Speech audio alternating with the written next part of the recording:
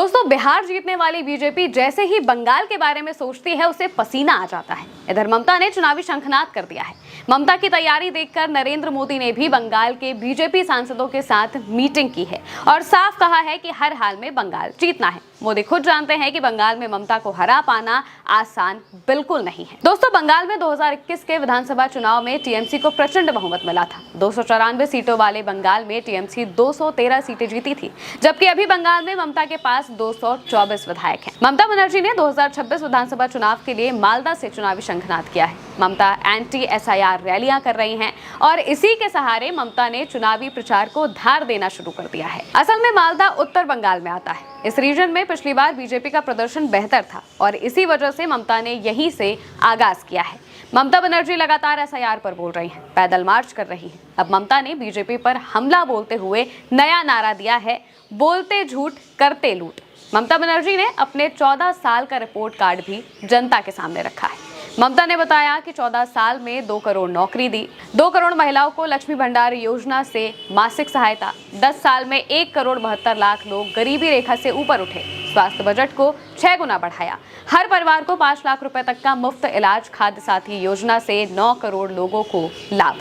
Report card पेश करने के साथ साथ ममता अपने अंदाज में बंगाल चुनाव प्रचार का आगाज भी कर रही हैं, सड़क पर उतर रही हैं। ममता बनर्जी के पास लोकसभा में 29 और राज्यसभा में 13 सांसद हैं। उन सभी को विधानसभा चुनाव प्रचार में ममता ने उतार दिया है। दोस्तों, हरियाणा, महाराष्ट्र, दिल्ली और बिहार में जीत के बाद से बीजेपी के हौसले बुलंद हैं। पिछली बार 77 सीटें जीतने वाली बीजेपी को लगता है कि इस बार वो ममता से बंगाल छीन लेगी, लेकिन बंगाल में ममता से लोहा लेना आसान नहीं है। पश्चिम बंगाल राजनीतिक तौर पर 4 रीजन में बटा है: उत्तर बंगाल, दक्षिण बंगाल, जंगल महल और बर्धमान। अगर पिछले 2021 चुनाव की बात करें तो उत्तर बंगाल रीजन में 55 सीटें हैं, जिनमें से 22 सीटों पर टीएमसी, 31 सीटों पर बीजेपी को जीत मिली थी। इस बार ममता का पूरा फोकस इस रीजन पर रहने वाला है, क्योंकि यहाँ बीजेपी मजबूत हो रही है। दूसरा रीजन है दक्षिण बंगाल का, इसमें 152 सीटें आती हैं। पिछली बार ममता की पार्टी यहाँ पर 117 सीटें जीती थी, जबकि बीजेपी को 34 सीटें मिली थी। जंगल महल रीजन में 42 सीटें आती हैं, जिसमें से 25 सीटें टीएमसी और 17 सीटें बीजेपी को मिली थी।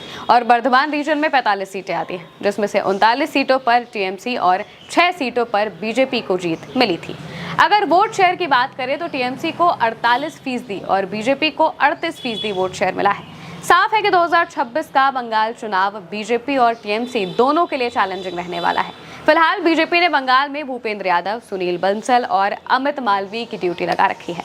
इधर नरेंद्र मोदी ने बीजेपी सांसदों के साथ मीटिंग की है, तो दिसंबर के आखिरी हफ्ते से अमित शाह मिशन बंगाल का आगाज करने जा रहे हैं। ममता के पास युवा सांसदों की फौज है। अभिषेक बनर्जी, महुआ मोइत्रा, सायोनी घोष, रचना बनर्जी, ये तमाम सांसद अभी से चुनावी मोड में हैं।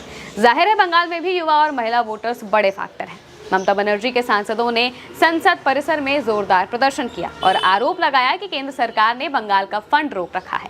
टीएमसी के मुताबिक मनरेगा का करीब 6,900 करोड़, राशन वितरण योजना का 7,000 करोड़, पीएम आवास योजना ग्रामीण का 7,000 करोड़, 15वें वित्त आयोग अनुदान का 870 करोड़, स्वच्छ भारत मिशन, पीएम ग्रामीण सड़क योजना और बाकी अन्य योजनाओं का करीब 50,000 करोड़, यानी कि कुल मिलाकर करीब 1.70 लाख करोड़ रुपए बकाया है।